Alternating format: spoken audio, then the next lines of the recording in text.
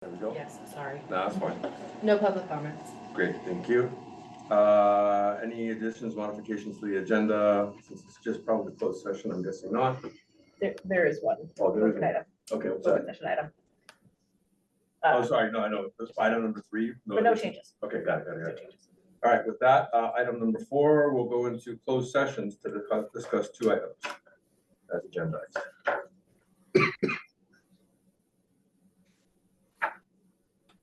Julie?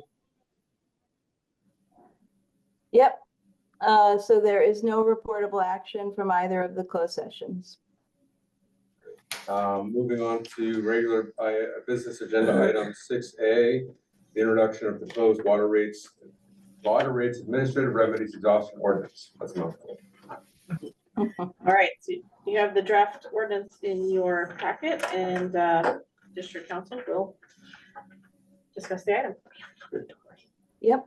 So as the report states, excuse me, I have a little bit of a cold. I drafted this ordinance for your consideration.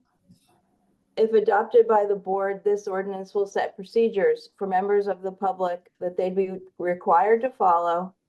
It would provide a meaningful opportunity for a ratepayer to resolve an objection to a proposed water rate before resorting to litigation. And this is just an introduction of the ordinance. I'll remind you, since you are a county water district, you're not required to do 2 readings of an ordinance. However, that has been the district's practice because it wants to be transparent with its customers. And so we are continuing that practice, and this will be the introduction of the ordinance, and then it would come up again at the September 26th regular meeting. And that's where you'd be considering adoption of the ordinance. And then if adopted, this process will coincide with the current plan Prop 218 process. You would hear any objections to the ordinance prior to holding your Prop 218 protest hearing. And staff is going to include a notice to customers that would go out with the Prop 218 public hearing notice. So it'd be, part and parcel to that mailing going to customers and property owners. It would explain, just as the ordinance sets out, the process for ratepayers to object, in terms of what they need to say, how they go about mailing it, who they mail it to, when they have to mail it. And then it would allow staff to respond to those objections and present to the board what those objections were and staff's response. And so with that, I'm gonna open it up for questions. I'll start off first real quick while people are processing. So the scope of the objection can be anything as long as they state what it is and what they want to see happen. Yeah, Right. so they would need to state the specific grounds for concern. This is in section 4, written objections. They would state the specific grounds for concern with a proposed water rate and include a desired resolution or outcome. And by specific grounds, do you mean, can it be just, hey, my grounds are, I don't like it? Not trying to be facetious, but trying to be, well, maybe a little. Yeah, it could be. To me, that's not super specific, but right. If that was it, sure. And then, staff could respond to an objection. But it doesn't have to be a legal thing. It can be, hey, I'm on fixed income and I think that this affects me negatively or something like that. That's correct. Okay. Any other questions? Louis? Yeah, Julie, does this draft proposed ordinance mirrors others similar to it that you know of? So I understand that other agencies have adopted similar ordinances. I don't have a list of those agencies. And interestingly, there is a bill on the governor's desk right now that would, if signed by the governor, would implement a process like this for all water agencies in California that follow the Prop 218 process. But that would be effective January 1st, 2024. Sorry, I gotta get my year straight. 2025, because if the governor signs it by September 30th, it will not go into effect until January because it's not urgency legislation. Okay, also, Judah, on fiscal impact, it says none. However, anytime there is an objection to anything, obviously, our legal friends will want to get paid, right?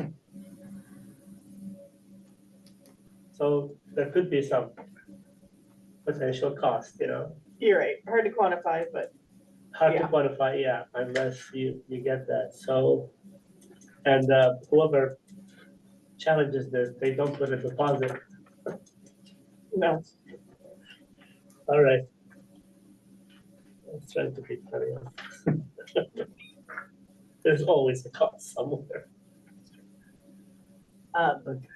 And so, depending on direction from the board, we're prepared to have the ordinance in next week's regular meeting, and also have a draft of the notice that will be slipped into the middle of the Prop 218 hearing notice, which itself is an 8-page brochure, but it'll physically be separate, they'll be slipped in. And they can be mailed together. So everyone receives one will receive the other, but it's physically separate and it lays out this process. Okay, so, and this is labeled as draft because of what you just said, right? That there may be some tweaking between now and when it's presented to the board. Yeah, It's not gonna be substantive, final one. Good. I just have a comment on, however we slip this into the document that's going out, because it's not, they can't write one protest letter and covers both, so it has to be clear. So our customers understand that if they want to write a Prop 218 protest letter, that's not the same as this, so they have to actually write two. Is that correct? Yes, that's one of the reasons for having it physically separate, and then administrative exhaustion notice explicitly says that they're two separate things, and you have to follow Now, the will there be process. an explanation? Because if I'm a consumer and I get this, and I'm gonna wonder why I have to write two letters for the same.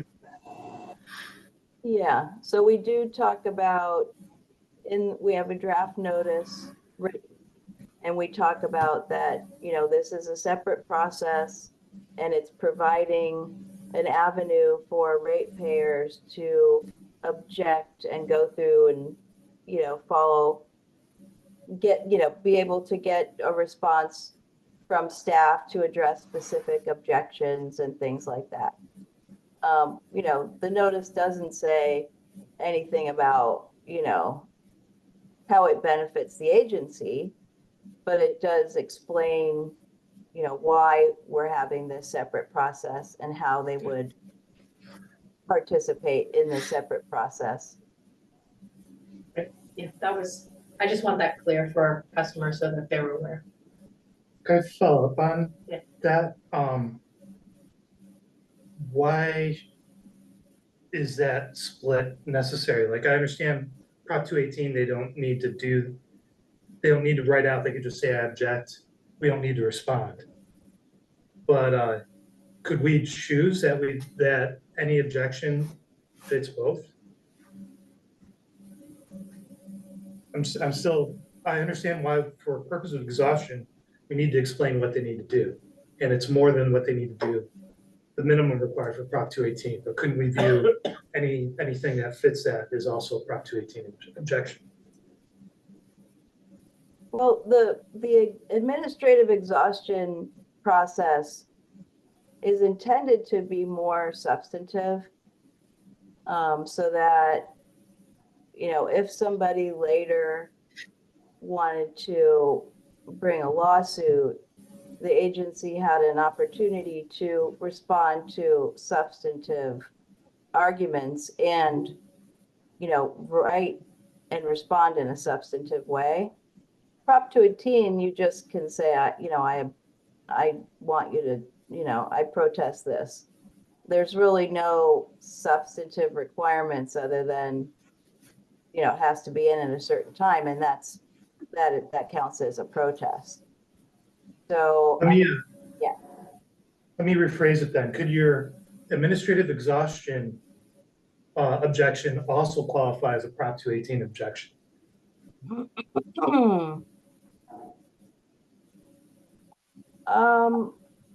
I suppose you could structure it in that way. But I suppose also somebody might be objecting to one aspect of the rates, but And- overall, they may not be actually protesting, the rate increase. They might not want to be counted as, in that majority protest. So Okay. it's really two separate procedures. And one is going to have a longer lead time, right? With the Prop 218 protests, under the law, they can protest all the way up until the hearing, or like right before the hearing. And with this, because you need to be able to respond and present to the board, the objection and staff's response, there's less time for them to submit an objection. So there's two different timeframes as well. Julie, remind me, because with 5 utilities now, I'm starting to muddy my brain, which is not hard to do anyway. On who is qualified to actually submit a protest under Prop 218? I think it's property owners only, right? Well, no, it's property owners and customers. Ratepayers. However, it's one protest per parcel. So you are So renter can required, submit a protest. sorry, what'd you say? Renter can submit a protest. Correct. But you notify them and the owner, and if they both submit a protest, you just count one. All right. So, wait a minute, so if there is a 20-unit apartment building and one renter presents a protest, that's for that whole building? That, Whole the parcel. Parcel. The whole parcel, even Yeah. if there is individual meters. Because it's a land, Prop 218 is about land use, land-based fees. So it's tied to the land, not to the consumption. Okay, so when one files a protest, then what happens? Others cannot do it? Or they can file it with a comment. That parcel then already has more than one protest allowed for it. Right. No matter how many you receive, you can only count one per parcel. Per person. Just closing the loop on my questions. Julie, I think your last response was really helpful. That there's a clear separation in what these two processes do. Prop 218 is a vote. The exhaustion is much more in depth, and that's why they need to be separate. So there could be in depth of back and forth. Yeah, the reason I asked my question is if it was only property owners on Prop 218, we wouldn't be they wouldn't have the protest. We wouldn't be asking their opinion or renters, you know what I mean? But Yeah. I get that. I couldn't remember what the distribution was. And there's a purpose for this. It's not solely to just make things harder for Right. people that are mad at us. Right, it's giving them more options, to be honest. And I guess, I'll be honest, I mean, I appreciate the additional legal protection. I guess I start off at I don't know that our rates are all that risky if OTE is really San Juan Capistrano version 2.0. Why? And so what additional risk do we really need to mitigate?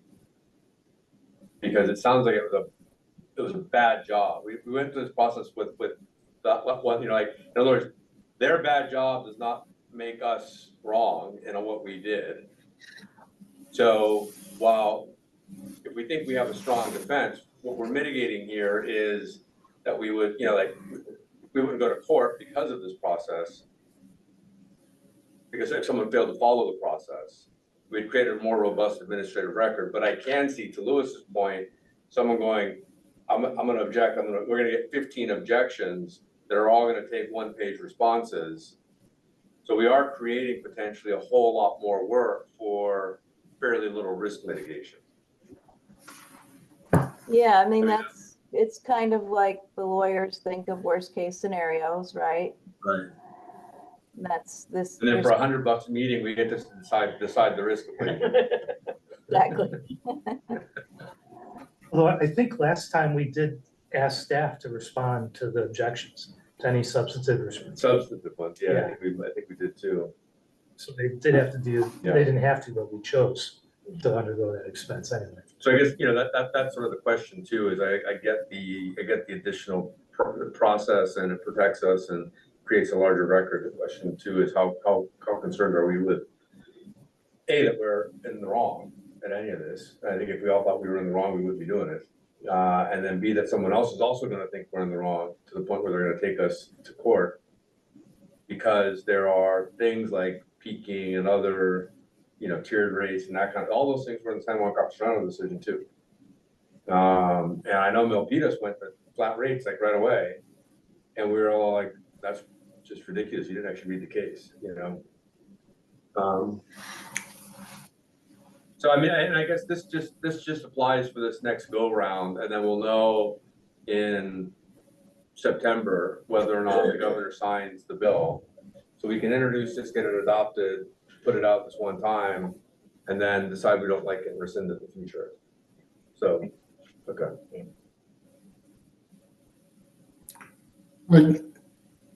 I have a question, which is, I mean, we are creating an additional layer of requirements for a Prop 218 process. And do we have the right to do that? Because it's state law, not anything we've created. All we're doing is requesting people to have a reason to object. Yeah, I don't think there's anything in state law that would not allow you to do this. You're not touching Prop 218. You're still following the Prop 218 process to a T.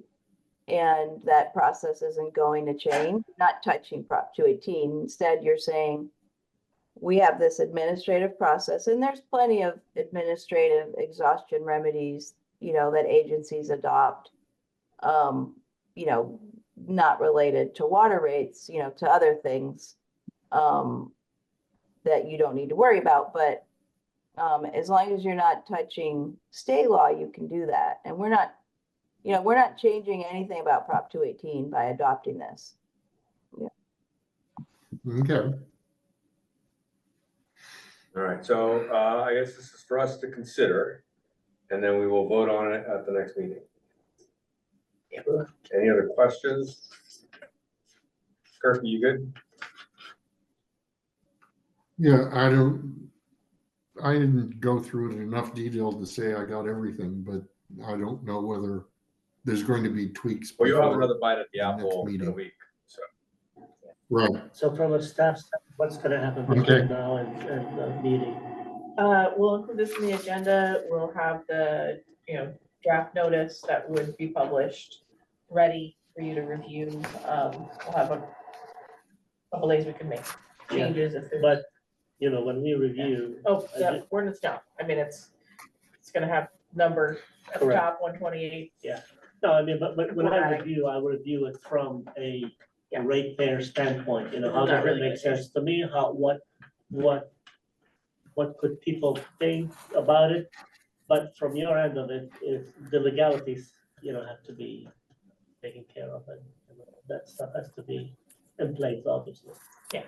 Yeah. So that's what's gonna happen between now and when we get to vote on it in September. Yeah. Okay. All right.